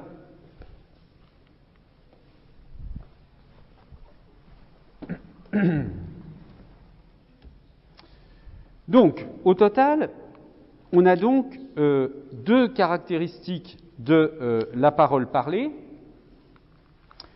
qui sont les suivantes. D'abord, le caractère arbitraire des signes, donc l'idée que les signes par eux-mêmes sont insignifiants. Et puis, d'autre part, cette idée qu'on obtient les significations complexes à partir d'une combinatoire des significations simples. C'est l'idée donc de compositionnalité qu'on a déjà vue. Donc il y a des causes qui sont assez bien identifiées de l'impossibilité de la parole parlée à produire de la signification nouvelle. C'est ça qu'il faut que vous arriviez à comprendre dans cette idée, c'est que avec le modèle, cette théorie de la parole parlée, avec cette façon de décrire la parole, certes, on peut comprendre que des gens transmettent des informations, ça, il n'y a pas de problème, on comprend très bien comment on peut se transmettre de l'information avec ça. En revanche, on ne peut pas du tout comprendre comment on peut importer dans son esprit une signification qui n'y était pas déjà auparavant. Et c'est pour cette raison qu'on parle du problème de l'innovation sémantique. Quand on parle d'innovation sémantique, c'est l'idée qu'une chose nouvelle, du point de vue du sens, une signification nouvelle, vient dans notre esprit. Donc la parole parlée ne peut pas produire de l'innovation sémantique.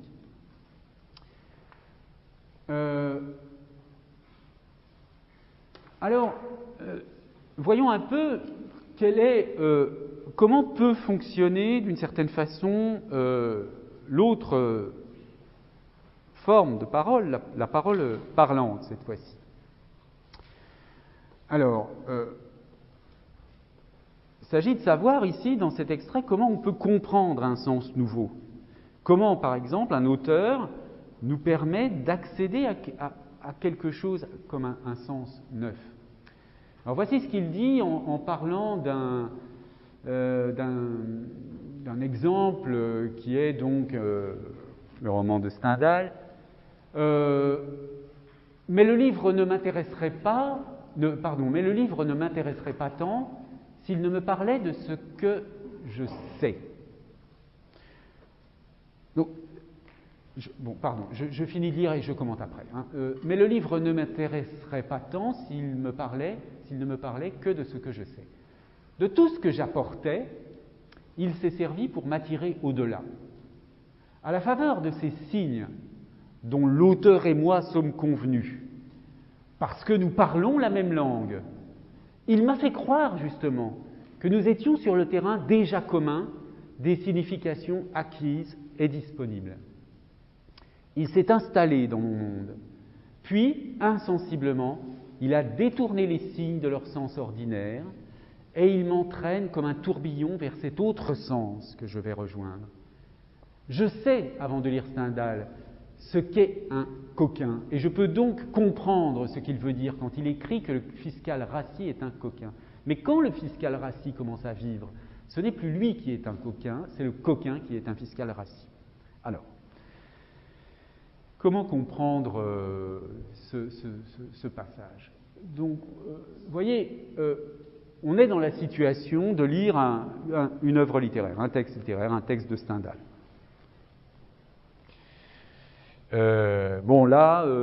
L'exemple que choisit Merleau-Ponty, c'est un exemple d'un personnage, un coquin, c'est-à-dire un escroc, disons, pour le dire avec un terme un peu équivalent qu'on utiliserait plutôt aujourd'hui. Alors, quel est l'intérêt de lire un texte littéraire? C'est pas juste de savoir ce personnage est un escroc. Bien sûr que ce qui va nous intéresser dans ce texte, c'est de sentir un peu de quelle sorte d'escroc il s'agit, de nous le faire ressentir, ce personnage, qu'on le déteste par exemple, qu'il ait des traits de caractère très particuliers, et que ça ne correspond pas à quelque chose de déjà connu. Parce que sinon, je ne vais pas le lire, le livre, ça ne m'intéresse pas. Bon. Le livre ne m'intéresserait pas tant s'il ne me parlait que de ce que je sais. Bon. De tout ce que j'apportais, il s'est servi pour m'attirer au-delà, donc je lis un livre dans une langue que je connais. Donc, effectivement, on a des conventions communes. À la faveur de ces signes dont l'auteur et moi sommes convenus, c'est pas, pour revenir sur votre remarque, ce n'est pas l'auteur et le lecteur qui ont convenu des signes. Ils parlent la même langue, donc ces conventions, elles viennent de la langue elle-même. Donc, nous sommes sur le terrain commun des significations acquises et disponibles. Bon. Ça veut dire que pour aller vers l'innovation sémantique, il faut déjà avoir un ensemble de significations communes. Mais il faut essayer de comprendre comment on peut aller au-delà. Comment on peut aller au-delà? Alors, il s'est installé dans mon monde, puis insensiblement, il a détourné les signes de leur sens ordinaire. Donc là, Bon, là c'est juste une sorte de déclaration de principe, on ne vous montre pas exactement comment ça fonctionne, mais l'idée, ça va être ça va être qu'on va employer les mots, mais d'une façon différente, nouvelle, qu'on n'a pas l'habitude de voir, ce qui fait que les mots prennent une signification un petit peu différente, et que petit à petit, ça nous mène ailleurs. Bon.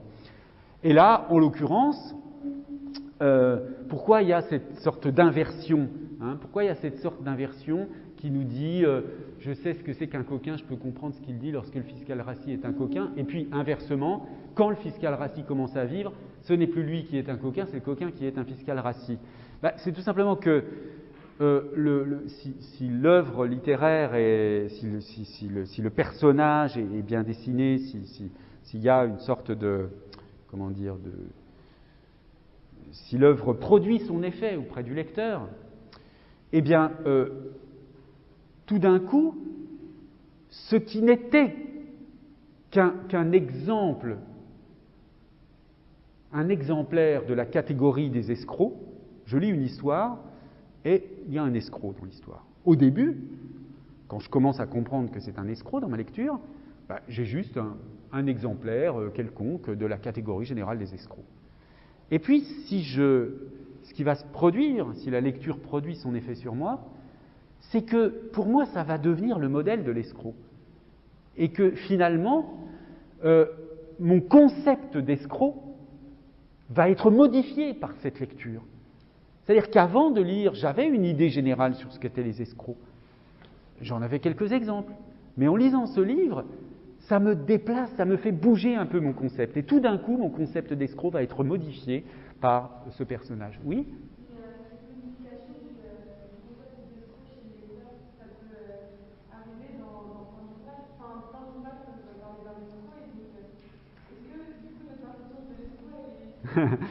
Alors, non, mais ça, oui, vous avez tout à fait raison. D'une œuvre à l'autre, il va y avoir des différences. Et mon concept, à chaque fois, il va bouger un petit peu. Hein. Mais l'important, c'est de comprendre que dans certains cas, ça ne va pas bouger du tout. C'est-à-dire que si vous prenez, par exemple, si on prend l'exemple un peu facile hein, de la paralittérature, si vous prenez je ne sais pas moi, la paralittérature, soit policière, soit ce que j'appelle la paralittérature, je veux dire par là des œuvres qui sont, enfin des textes qui sont destinés à la consommation courante, si vous voulez, et qui n'ont pas d'intérêt littéraire particulier. Je ne sais pas moi, par exemple pour la paralittérature sentimentale, je ne sais pas si ça existe encore d'ailleurs, les collections Harlequin, enfin ce genre de choses, je ne sais pas si vous voyez ce que c'est. Enfin bref, des histoires qui se lisent comme ça, mais qui n'ont absolument aucun intérêt du point de vue de l'écriture, etc., où il ne se passe rien. Bon, là, en général, on en reste aux stéréotypes dans ces choses-là. Hein. Vous avez toujours un médecin très beau, très riche, amoureux, et qu'une infirmière tombe amoureuse de lui, et puis voilà, et puis à la fin ça se finit mal, je loue bien, je ne sais pas, enfin bon, bref, mais c'est stéréotypé. Donc en fait, il n'y a jamais rien de nouveau qui arrive. Votre concept de ce que c'est que l'amour, il n'est absolument pas modifié, il est juste confirmé, parce que vous lisez tout le temps la même chose, et dans ce genre de livre, il se passe tout le temps la même chose. Hein.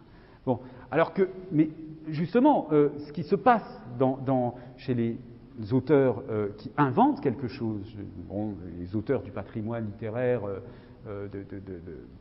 eh bien, si ils ont été, si vous voulez, historiquement, s'ils ont survécu et s'ils existent dans notre patrimoine littéraire, c'est que très souvent, ils ont apporté justement un déplacement, une nouvelle façon de percevoir les choses. Hein, pas moi, tous les grands auteurs de la littérature française peuvent être décrits de cette façon-là, en ayant déplacé des choses. Hein. Molière a déplacé la façon de faire du théâtre par rapport à la Commedia dell'arte. Louis-Ferdinand Céline a complètement modifié ce que c'est qu'un roman et le rôle de la... Enfin bon, bref. Alors, évidemment, le problème pour des linguistes comme nous, hein, c'est que les descriptions fournies par Merleau-Ponty restent quand même assez allusives. Hein. On n'a pas tellement d'outils techniques pour dire à quel moment j'ai de l'innovation sémantique, à quel moment je n'en ai pas. On a des formules comme ce qu'on a vu, l'écrivain détourne les signes de leur sens ordinaire, il leur fait subir une torsion secrète. Voilà, il y a un certain arrangement des signes et des significations qui transfigurent. C'est un sens latéral ou oblique. Bon, donc...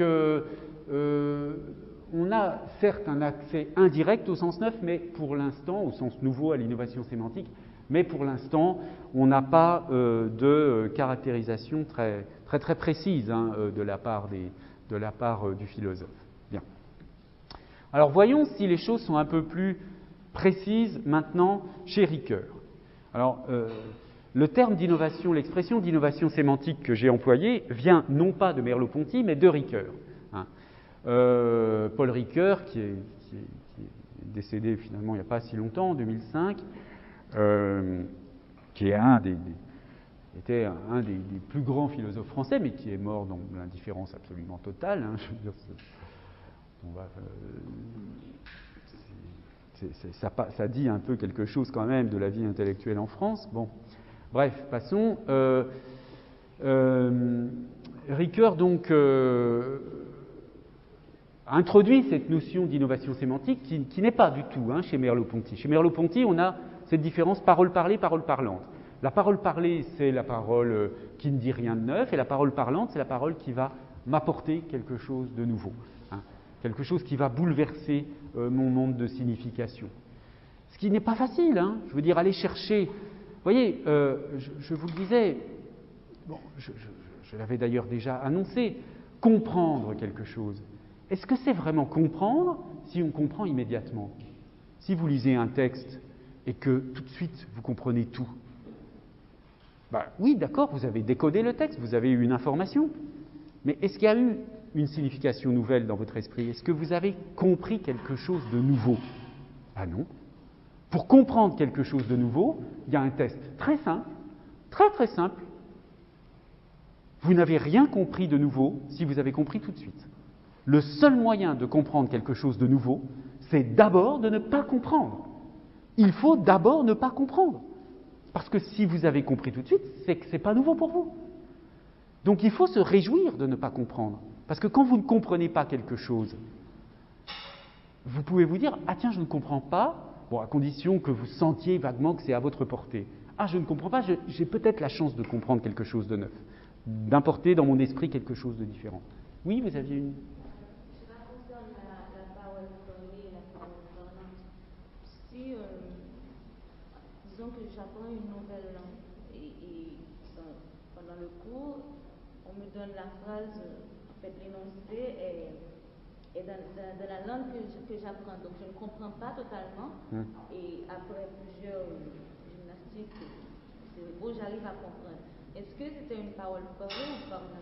Alors, c'est une très bonne question et c'est un point que je n'ai pas envisagé ici. Effectivement, le cas de la compréhension d'une langue étrangère est un cas différent.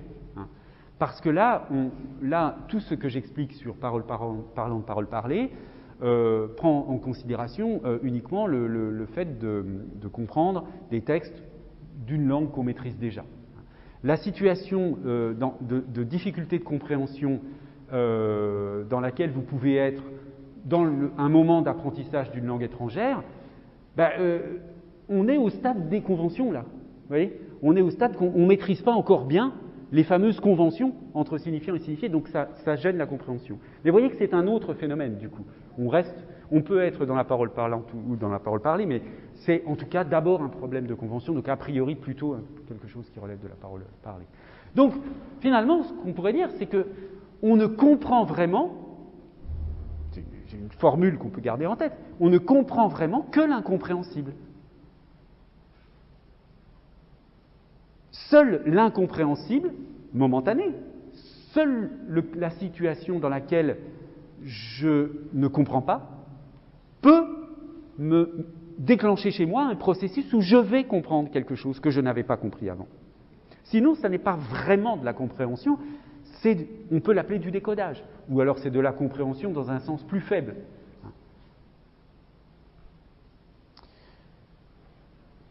Alors voyons un petit peu comment Ricoeur définit les choses. D'abord, première remarque, bien que ce soit parfaitement évident, et j'en ai parlé à des collègues philosophes qui sont d'accord, il n'y a pas du tout d'allusion, c'est assez curieux, puisque évidemment que Ricoeur connaît bien l'œuvre de Merleau-Ponty, mais il ne renvoie pas quand Ricoeur parle de la notion d'innovation sémantique, abrégée ici en IS, c'est innovation sémantique, Quand Ricoeur parle de l'innovation sémantique, il ne fait pas du tout allusion, il ne cite pas, il ne mentionne pas cette opposition entre parole parlante et parole parlée chez Merleau-Ponty. Hein, c'est curieux parce que le lien est évident, hein, mais bon, il n'y a pas cette référence. Alors cette notion d'innovation sémantique chez Ricoeur, elle apparaît, et d'une manière très très explicite, hein, dans 2 livres qui sont La métaphore vive en 75 et Temps et récit en 83. Alors voilà ce qu'il écrit dans Temps et récit, puisque donc il a d'abord travaillé sur la métaphore, sur l'innovation sémantique dans la métaphore et ensuite dans le récit. Bien que la métaphore relève traditionnellement de la théorie des tropes, ou figures de discours, et le récit de la théorie des genres littéraires, les effets de sens produits par l'une et par l'autre relèvent du même phénomène central d'innovation sémantique. Dans les 2 cas, celle-ci ne se produit qu'au niveau du discours. Alors, l'idée, c'est qu'il y a innovation sémantique dans la métaphore. Pourquoi ? Parce que dans la métaphore, on va mettre ensemble des mots qui, normalement, ne vont pas ensemble, et ça va produire, comme une espèce d'étincelle, hein, un sens nouveau. C'est un peu hilarore de cymbales à des points irrités. Si vous pensez, si à un moment où il y a du soleil en été, vous repensez à cette phrase, peut-être, je ne sais pas, si ce cours vous a marqué, peut-être que sur les plages l'été prochain, vous penserez sous le soleil, hilarore de cymbales à des points irrités. Ça me plaît d'imaginer cette situation, mais enfin bref. Donc, ça voudra dire que vous aurez perçu quelque chose d'un peu différent du soleil. Vous ne le verrez plus pareil. Ça ne sera plus le même soleil, d'une certaine façon. Vous percevrez quelque chose d'un peu différent dans le soleil, en ayant intégré cette métaphore. Oui ? Mais si on part du principe que notre compréhension de la signification de mots, elle s'enrichit au fil de notre vie, au fil de notre histoire, de la culture, par exemple, comment, ça va être un petit peu la flèche de Merleau-Ponty de la parole parlée, non ? Quand que 2 êtres communiquent sur le même plan et se comprennent immédiatement, parce qu'en fait, les gens, en fonction de ce qu'ils ont vu, de ce qu'ils ont vécu, ne vont pas accorder exactement la même signification aux mots. Oui, alors en effet, il peut y avoir beaucoup de malentendus hein, dans la tentative de parole parlée. Hein. Même dans la parole parlée, il peut y avoir des malentendus qui viennent du fait qu'en effet, on n'attribue pas le même sens aux mots. Hein. Si vous voulez, ça renvoie d'une certaine façon au petit commentaire que j'avais fait sur populisme l'autre jour. Vous pouvez avoir des discussions politiques très animées à partir du mot de populisme, pour, contre, etc., tout simplement parce que les gens ne mettent pas la même chose sous ce mot-là. Hein. Donc vous avez tout à fait raison. Simplement, là, ce qui est en jeu, on fait abstraction un petit peu de ça et on parle des cas où ça marche, hein, de la parole parlée où elle transmet la signification, parce que le but est simplement de faire ce contraste. Est-ce que j'ai de la signification nouvelle ou pas ? Mais oui, nos significations, elles se déplacent. Je veux dire, elles se déplacent au niveau de la parole parlée, puisqu'on peut acquérir des mots nouveaux. Par exemple, rappelez-vous, à un cours précédent, vous avez appris un mot. Je suis sûr que là, vous avez appris le mot smaragdine. Hein. Personne ne connaissait ce mot avant. Même moi, je ne savais pas ce mot. Je suis tombé dessus par hasard il y a 2-3 ans quand j'ai préparé ce cours et j'ai repris toujours d'une année sur l'autre cet exemple, parce que je ne suis jamais tombé une seule fois en 3 ans sur un étudiant qui disait « Mais bien sûr, smaragdine, ça veut dire qu'il y a l'éclat du diamant. » Bon, non, jamais. J'ai trouvé jamais personne qui savait ce que ça signifiait. Bon. Donc vous avez appris un mot nouveau. Est-ce que c'est vraiment une signification nouvelle ? Bon, ça ne bouleverse pas votre monde de signification. Hein. C'est comme, si vous voulez, vous savez ce que c'est qu'une pierre précieuse, vous savez un peu qu'elle peut avoir un certain éclat, vous avez un mot de plus pour désigner quelque chose qui n'est pas spécialement nouveau. D'accord ? C'est un peu différent de ce qui se passe avec l'innovation sémantique. Donc, au niveau de la métaphore, il peut y avoir donc une innovation sémantique. Pourquoi il y a une innovation sémantique dans la métaphore ? Eh bien, parce que, donc je lis cette citation de Ricoeur, hein, toujours de son livre sur la métaphore vive. Alors, pour les étudiantes littéraires, hein, la métaphore vive, c'est vraiment un livre absolument fondamental sur la question de la métaphore. Hein. On ne peut pas parler aujourd'hui sérieusement de la métaphore sans avoir lu ce livre. Hein.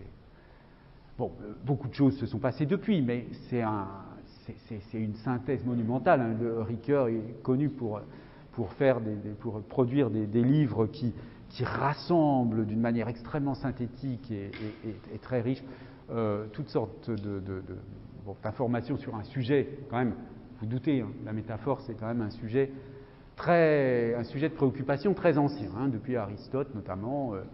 Alors avec la métaphore, l'innovation consiste dans la production d'une nouvelle pertinence sémantique par le moyen d'une attribution impertinente. La métaphore reste vive aussi longtemps que nous percevons à travers la nouvelle pertinence sémantique et en quelque sorte dans son épaisseur, hein, vous voyez, épaisseur sémantique, et cette notion d'épaisseur du sens. Bon, c'est extrêmement intéressant, mais évidemment, ce n'est pas du tout linguistique. Les linguistes, jamais ils vont vous parler de l'épaisseur du sens en sémantique. Jamais. Hein, parce que c'est trop flou, c'est trop approximatif. Mais pourtant, ça joue un rôle absolument fondamental. Donc il faut bien qu'à un moment donné, les linguistes se disent « Mais comment je fais pour rendre compte de l'épaisseur du sens ?» Bon, passons. Donc, en quelque sorte, dans son épaisseur, la résistance des mots dans leur emploi usuel et donc aussi leur incompatibilité au niveau d'une interprétation littérale de la phrase. Le déplacement de sens que les mots subissent dans l'énoncé métaphorique et à quoi la rhétorique ancienne réduisait la métaphore n'est pas le tout de la métaphore. Il est seulement un moyen au service du procès qui se situe au niveau de la phrase entière et qui a pour fonction de sauver la nouvelle pertinence de la prédication bizarre menacée par l'incongruité littérale de l'attribution. Bon, alors c'est peut-être un petit peu technique comme extrait, mais ça, au fond, vous pouvez très facilement le comprendre. Si on reprend par exemple notre « il arrore de cymbales à des points irrités », bon, vous voyez que c'est une expression, alors « il arrore de cymbales », c'est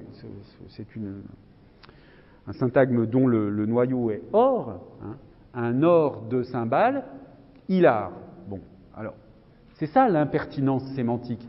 C'est comment hilar, ça signifie qui rit, hein, comment de l'or peut être hilar. Littéralement, ça ne veut rien dire. Hein. Littéralement, ça ne veut rien dire. D'où l'idée qu'il y a une attribution impertinente. Pourquoi attribution ? Parce que toute métaphore repose finalement sur une relation avec un verbe être. Hein. Quand on dit « hilar or » de cymbales, ça présuppose « l'or est hilar ». D'accord ? Donc il y a toujours une attribution bizarre dans la métaphore. Donc il y a une attribution impertinente, et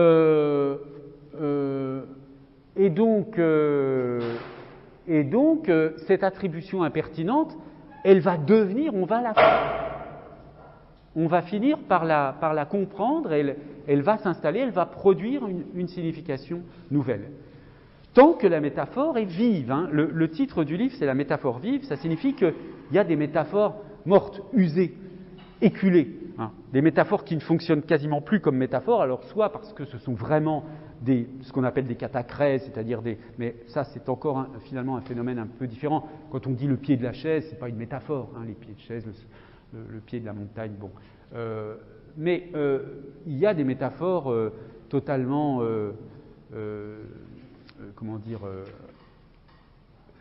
sédimentées culturellement, qu'on ne peut plus utiliser dans des textes poétiques contemporains parce qu'elles seraient complètement ridicules. Oui ?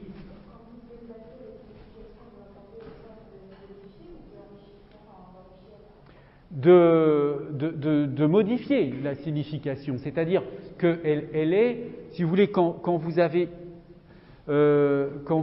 hilar or, le sens des deux est modifié puisque ça s'applique au soleil. Donc, vous voyez, il y a du déplacement et de la modification de signification. Le mot or n'est plus à prendre dans son sens. Il n'est pas question d'or, d'un objet qui est la matière or. Hein. Donc c'est toujours comme ça dans une métaphore, n'importe laquelle, même les métaphores les plus banales, Achille est un lion pour dire qu'il est valeureux, courageux. Bon, c'est pas un lion, c'est un être humain. Non, mais on dit qu'il est un lion pour signifier par métaphore qu'il est courageux comme le lion. Bon, donc il y a toujours une attribution impertinente, c'est-à-dire quelque chose qui littéralement est faux, c'est faux. Hein. Achille n'est pas un lion. C'est faux, le soleil n'est pas de l'or. Bon, mais curieusement, on a la possibilité de dire cette chose fausse parce qu'il y a une vérité sur un autre niveau, si vous voulez. Hein, c'est un peu ça l'idée. Et donc, on obtient donc, comme ça, une signification nouvelle grâce à la métaphore. Et puis donc, on a un peu la même chose avec le récit. Bon, là, j'insiste moins parce que c'est peut-être un petit peu plus complexe. Et donc, on a, dans le récit, on peut avoir une configuration des agencements du récit qui est nouvelle. Hein. C'est-à-dire que si vous lisez, c'est un peu la même chose. Si vous lisez des romans policiers qui ont toujours le même schéma narratif, bon, ben oui, vous pouvez ressentir un certain plaisir. Mais là où vous aurez, au niveau du pur récit, hein, quelque chose de nouveau, c'est quand il y a une sorte d'invention de l'auteur qui fait que le scénario, si vous voulez, est surprenant, est inattendu. Hein. Et là, peut-être qu'il y a aussi quelque chose qui relève de l'innovation sémantique au niveau du récit. Mais là, ça nous éloigne un petit peu plus de notre sujet, donc je passe. Alors, je vais terminer donc sur cette question du texte. Comprendre un texte, c'est donc d'une part le décoder, éventuellement simplement récupérer de l'information sur le monde ou sur des personnes. Ça peut être en percevoir l'intention globale, dans le cas de la poésie par exemple, une intention qui peut être éventuellement émotionnelle ou esthétique, sans qu'on puisse parler forcément de comprendre dans un sens, disons, littéral. Et puis, il y a l'idée de comprendre dans un sens plein, comprendre quelque chose qu'on n'avait pas compris auparavant. Et là aussi, il peut y avoir différentes perspectives, conceptuelles, esthétiques, historiques. Rappelez-vous, je vous avais donné au tout début l'exemple des impressionnistes, hein, qui à leur époque étaient perçus comme simplement des peintres qui ne savaient pas peindre. Bon, ben, là, on est typiquement quelque chose qui était nouveau à comprendre, qui était nouveau, hein, qui n'était pas compris. Alors, ça dépasse évidemment l'horizon du langage, mais cette réflexion sur la question de la compréhension, elle dépasse l'horizon du langage. Et il a fallu que le public modifie ses habitudes, modifie sa façon de regarder, ses attentes, pour que cette signification nouvelle soit importée. Alors, je terminerai simplement en vous faisant remarquer que si vous avez compris aujourd'hui cette notion d'innovation sémantique, eh bien, vous aurez mis quelque chose de nouveau dans votre esprit. Voilà, je vous remercie de votre attention et je vous dis à la semaine prochaine.